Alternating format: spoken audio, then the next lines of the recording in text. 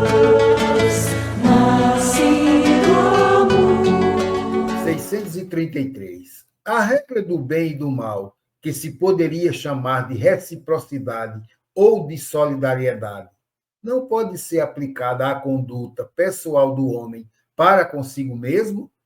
Olha onde Kardec está chamando agora.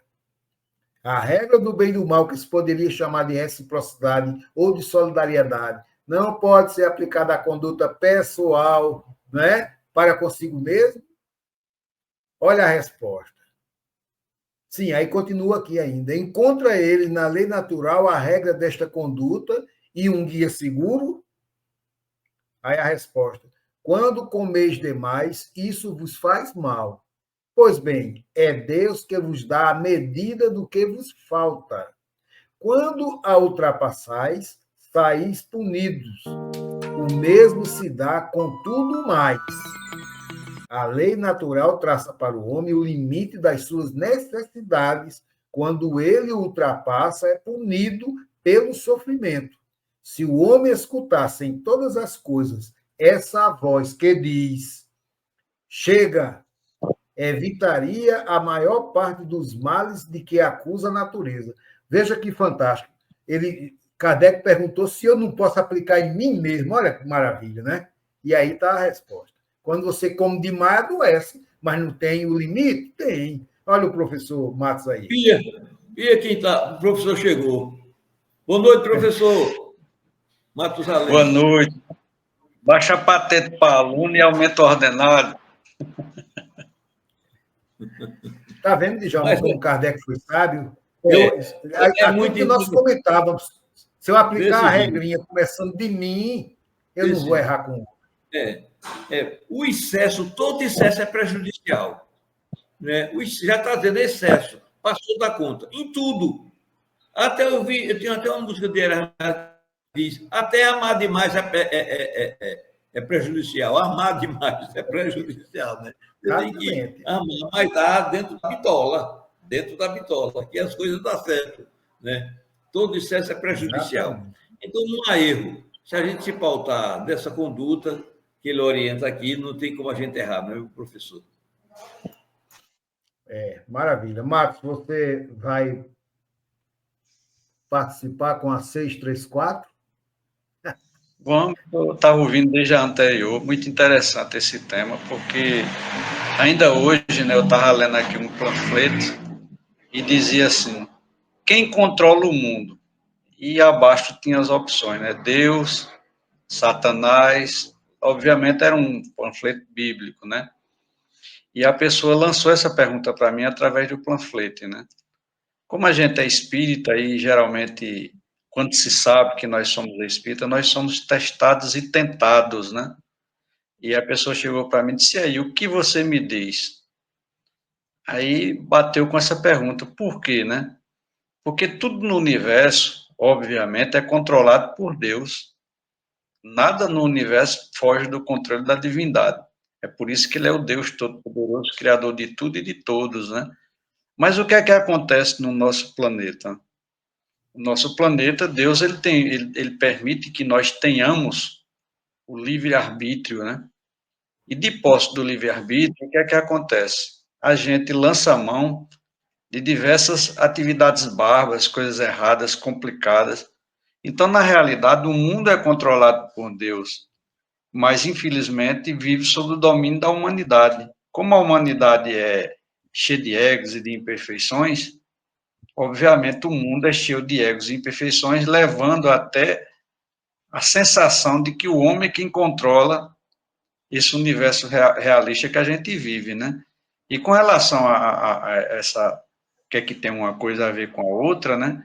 Na realidade, Jesus dá a resposta lá atrás, numa frase que eu sempre peço até a Djalma para repetir vez por outra, é aquela, Djalma, que diz assim: reconcilia em primeiro lugar, buscar em primeiro lugar o reino de Deus. Então, quando se busca, então, quando a gente busca o reino de Deus e procura se conduzir, né, sobre o equilíbrio da lei divina, nada é errado para a gente, tudo é certo. Djalma filosofou bem aí. A pessoa tem a lei da nutrição, né? Lei de nutrição, o que é isso? Todo ser vivo tem que se nutrir para viver. Alguém viu algum ser vivo na Terra que não se nutra para viver? Mas os outros seres irracionais, eles vivem sob o efeito dessa lei, no entanto, não sofrem o efeito que nós sofremos, porque dentro da lei de nutrição, o que é que a gente faz? Uns comem demais, adoece. Outros comem de menos, adoece. Mas se a gente comesse moderadamente o que fosse necessário para viver, a gente não adoeceria. Tem um exemplo muito clássico aí na natureza. Basta olhar os animais selvagens, o leão, por exemplo, né? Ninguém nunca ouviu dizer que um leão selvagem, sem contato com o homem, tivesse morrido de colesterol, de triglicerídeo, de um ataque cardíaco. Dificilmente isso acontece, acho que é quase praticamente impossível. Por quê? Porque ele mesmo, quando está de barriga cheia, pode passar ali uma presa do lado dele que ele não ataca, ele só ataca quando tem fome. Então, se a gente sofre as consequências dessa pergunta que foi feita aí, obviamente somos nós os culpados. Quando a gente se conscientizar, como bem frisou Djalma aí, as coisas vão mudar. Que é o objetivo da gente, é esse. É se entender a lei de Deus e aplicar essa lei em nós mesmos. Começar a direcionar a nossa vida sob, né, sob a égide da lei divina. É assim que eu penso, sabe? Me permita comentar uma coisa. O universo é regido pelas leis de Deus, de sabedoria e de harmonia, o universo. Mas o mundo que nós estamos é regido pela mente dos habitantes do mundo. A mente não é isso? A mente orgulhosa do homem. A humanidade está desmantelada por excesso de orgulho. De equilíbrio. Equilíbrio. Eu estou com a barriga cheia. O outro, eu tenho demais em casa. O outro, não sei, não quero saber do outro. Minha família é essa aqui. Eu estou aqui dentro, não quero saber do outro. Quando as leis dos homens se voltarem para a sociedade como um todo, pois não. Me permita dizer uma coisa a você. Olha, a gente que estuda um pouco a doutrina, que entende o significado, né, muito embora está muito longe da gente praticar o significado daquela caridade, mas a gente tem que entender que por trás do contexto da vida existe uma história muito longa, porque Djalma tem a história dele, Mirim tem a história dele, eu tenho a minha história. Então eu fui privilegiado, eu não sei qual é a intenção da espiritualidade, que muitas coisas eu obtenho a resposta observando e fazendo a pergunta ao mundo espiritual e eles respondendo. Para você ter uma ideia, certa vez eu vinha, já contei essa história aqui, eu acredito de Mirim já deve ter visto, e você também. Eu cheguei ali da antiga Cavesa, e quando a gente chega ali, a gente é assediado por várias pessoas, um vendendo paçoca, outro vendendo amendoim, outro vendendo uma franela, outro vendendo água, outro querendo limpar o carro, e todas aquelas pessoas ali estão em busca de sobrevivência, ganhar algum dinheiro para sobreviver. Eu, na minha inocência e na minha ignorância, né, cheguei assim mentalmente e disse, Senhor, o Senhor é tão bom, tão misericordioso, tua justiça é tão plena, por que não acaba com essa miséria? Está todo mundo sofrendo. E a resposta vem rápida, direta e objetiva, a pergunta, vem através de uma pergunta, meu irmão, meu filho, o que é que essas pessoas fizeram para ter uma vida melhor? Você está entendendo como é, Djalma? Então, por exemplo, cada pessoa que ali está vivendo aquela situação, estava vivendo o que merecia, vivendo o que não podia, ele ainda foi mais além, disse, aliás, se todos que aí tivessem fossem médicos, quem ia que ia limpar as ruas? Se todos fossem policiais, quem é que ia tratar das pessoas? Então, cada um de nós na Terra tem o nosso papel a desempenhar, tem o nosso resgate, tem a nossa busca, o nosso melhoramento. Então, dentro desse contexto, aí é onde entra a caridade. A caridade, porque muitas vezes a pessoa confunde. Caridade é quando você faz uma coisa em segredo, de uma forma altruística, se sensibilizando com a situação dos outros. Tanto que espíritos no passado disseram, olha, para tu exercer a tua mediunidade, eu te aconselho a visitar hospitais. Porque você vendo o sofrimento dos outros, você se sensibiliza, você se identifica com aquele problema, e até para você fazer um tratamento de cura, no caso de nós magnetizadores, para você realizar um trabalho de cura, que obviamente é potencializado por Jesus, não somos nós que trabalhamos, mas se você tiver aquela sensibilidade, aquela identificação com o problema do teu semelhante, você vai, potencializado por Jesus, você vai dar uma força muito grande para aquela pessoa ficar boa. Então, dentro desse contexto, a caridade, ela é dessa forma. Então, você deve dar alguma coisa quando você se sensibilizar, ver que realmente você precisa. Porque quer queira, quer não queira, Djalma e Mirim, a gente vive num mundo de exploração. Tem muitas pessoas que vivem explorando. Tem centros espíritas, instituições espíritas, eu não sei se é o caso do Leopoldo Machado, eu não sei, mas em todos os centros espíritas que doam cesta básica para as pessoas carentes de necessidade, tem muitas pessoas que recebem 2, 3, 4, 5 feiras, algumas pegam a feira, vai e vende, vai trocar por droga. É da nossa responsabilidade, eu tenho que me preocupar com isso? Não, eu estou dando, fazendo a minha parte, é o que a gente responde. Mas me diga uma coisa, você dá uma coisa para uma pessoa que realmente está precisando, é diferente ou não é de você dar para uma pessoa que você sabe que aquela pessoa vai usar indevidamente as coisas? Você está entendendo como é, Djalma? Então, tudo isso se encaixa nessa polêmica, nessa pergunta. A nossa educação e a nossa cultura dos países é bastante diversificada. Países de primeiro mundo. Em países de primeiríssimo mundo, toda a população daquele país tem educação escolar.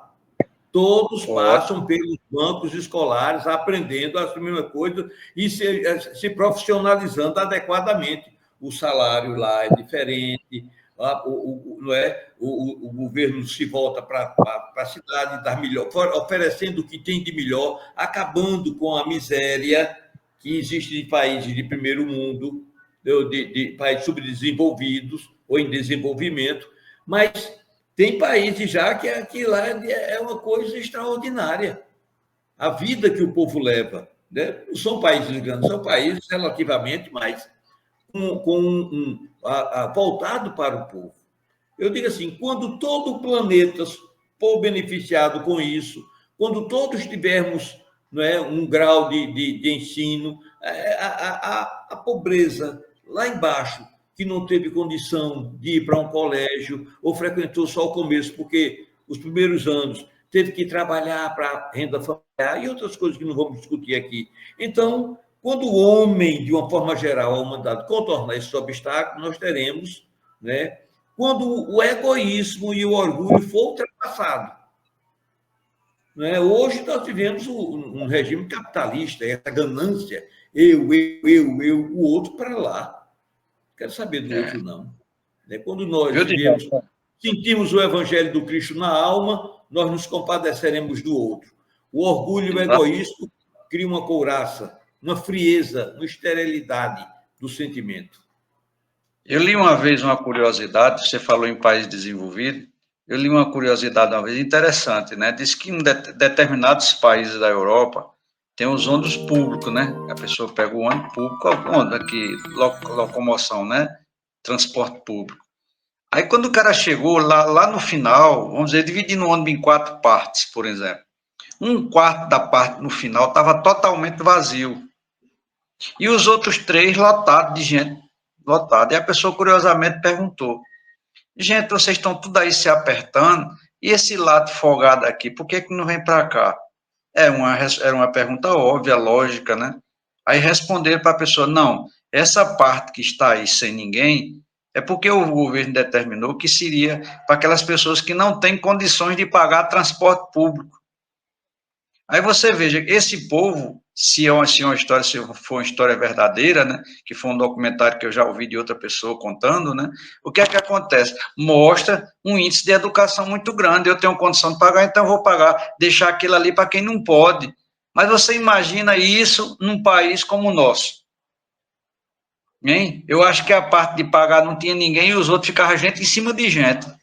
Por quê? Porque o povo ainda tem na mentalidade a vantagem, tirar vantagem. O brasileiro, infelizmente, é uma mistificação de raças diversas. E a grande parte das pessoas, claro, que tem muitas exceções dentro dessa regra, mas a grande maioria quer tirar proveito, quer tirar vantagem, não importa como. E é onde está errado. É onde está errado. É cultural, não é? É É cultural. verdade.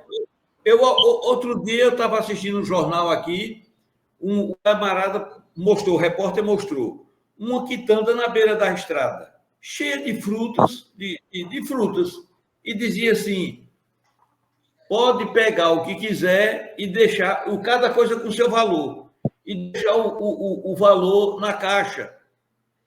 Não tinha ninguém, o cara, não tem ninguém aqui. Aí pegou uma coisa, custava isso, pegou, foi tanto e botou lá. Pegou o carro e foi embora. Isso aqui no Brasil, né? O honesto se toca, vão agir, não quero saber. O desonesto, entretanto, não é isso? Faz como outro dia o rapaz estava dizendo, mas rapaz, eu estava numa celebração, chegou uma bolsinha, a pessoa de lado com a mão fechada botou dentro e trouxe um dinheiro, isso aqui é o troco, viu? Não tinha botado nada, mas trouxe uma nota para você ver. Entendeu? Pegou a mão, fez como se estivesse botando, vou pegar o troco aqui. Aí tirou uma notinha de 2, seja lá quanto for, e não tinha botado nada. Existe esse tipo de pessoas que querem levar vantagem em tudo, não é? Mas aí é do mundo interior de cada um, é do mundo interior, porque aquele que é bom, que é honesto, ele vai sempre ser pautado na honestidade. Encontrou uma coisa, não é dele, deixa lá. Tem países que você se deixar, ouvindo reportagem, deixar um celular na calçada, no banco onde você estava, ninguém mexe, meu senhor. Fica lá. Não é meu. Não é meu. Eu não me dá aquele. A pessoa, 2, 3 dias, encontra, pode voltar que está lá. Ninguém mexe. Aquilo é cultural. Né? Nós vamos chegar todos, o mundo, o planeta, nesse sistema. Né? Isso é cultural. A gente vai aprender. Eu tenho o meu, não preciso do outro. Eu tenho o que comer em casa, não preciso roubar. Eu tenho a minha alimentação está adequadamente, o que eu ganho dá para manter a minha família. Eu não vou assaltar ninguém para levar comida para o meu filho. Isso vai ser tudo contornado posteriormente, né? Quando essa ganância desenfreada e esse capitalismo desenfreado for adequado, a gente está marchando para isso. O mundo está indo. O progresso é para o planeta, não é, professor? Exatamente. Outra coisa que lembrar que cada um está na sua posição, como você colocou, Márcio. Existem casas de apoio, de amparo, mas eles vão lá, comem, fogem e vão dormir na rua. Lá tendo cama para dormir. Olha, quer dizer, você chegar no semáforo, como você bem colocou, chamar aquele pessoal para dar um almoço, para eles irem para um local. Eles não querem. Está entendendo? Eles não querem. Muitos deles preferem ficar nessa situação. Por quê? Porque, como o Djalma colocou, culturalmente eles estão presos àquilo. E outra que você colocou, a lei da vantagem. O brasileiro, se tiver vantagem, ele vai, ele não quer nem saber. É de graça, está dando pimenta ali, o cara vai buscar a pimenta, nem que ele jogue fora, mas ele vai buscar.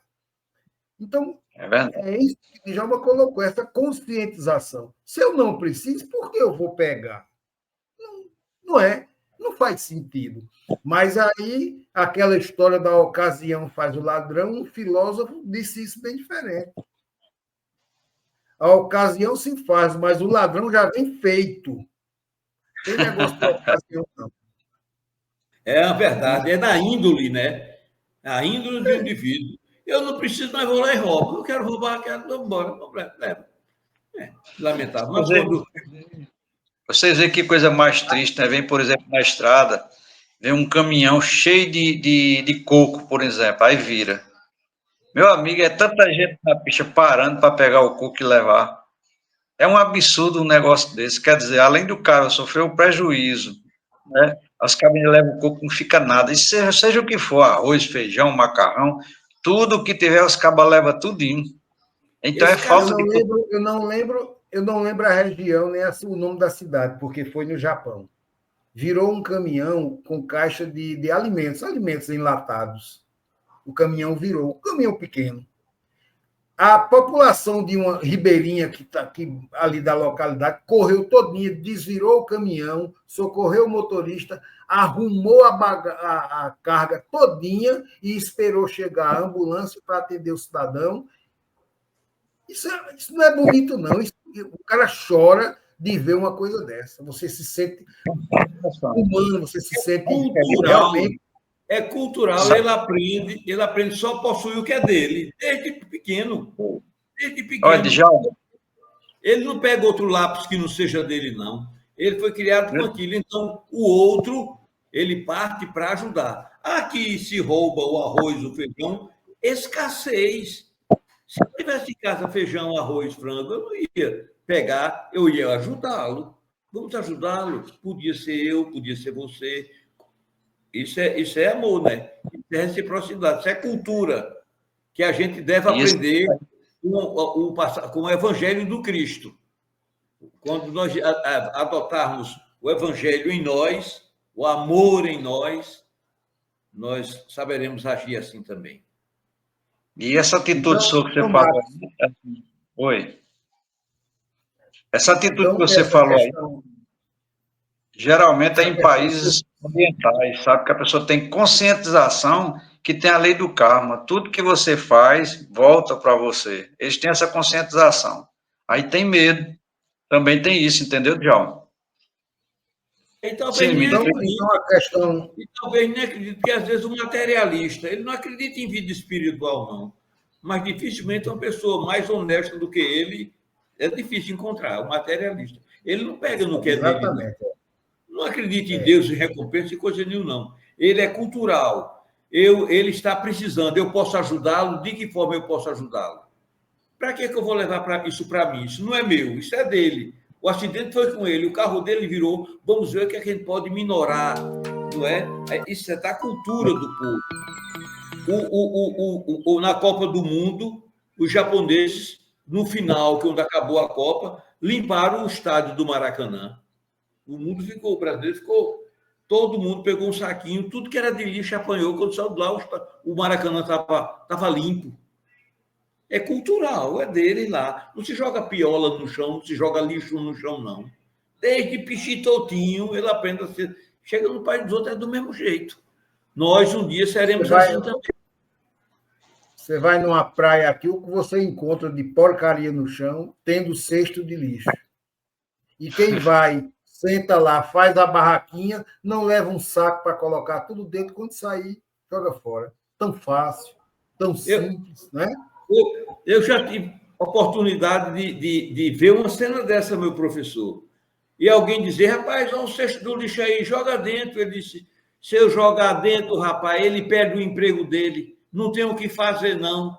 Está entendendo? Eu jogo aqui, que ele vem, varre e limpa. E ele mantica com o emprego dele. Fiquei olhando assim para a pessoa, para você ver a mentalidade. Eu sujo porque ele foi pago para limpar. E se ele não tiver o que limpar, ele perde o emprego. Para você ver a mentalidade. Raciocínio raso. Falta o que aqui? Fazer ao outro que gostaria. Se fosse eu, o varredor, eu gostaria de encontrar tudo sempre sujo para varrer. E se fosse eu, o trabalhador que varresse aqui em trecho, né, fazer aos outros o que gostaria que vos fosse feito. Quando a gente pautar nisso, a gente não suja. Né? Beleza. Então, Marcos,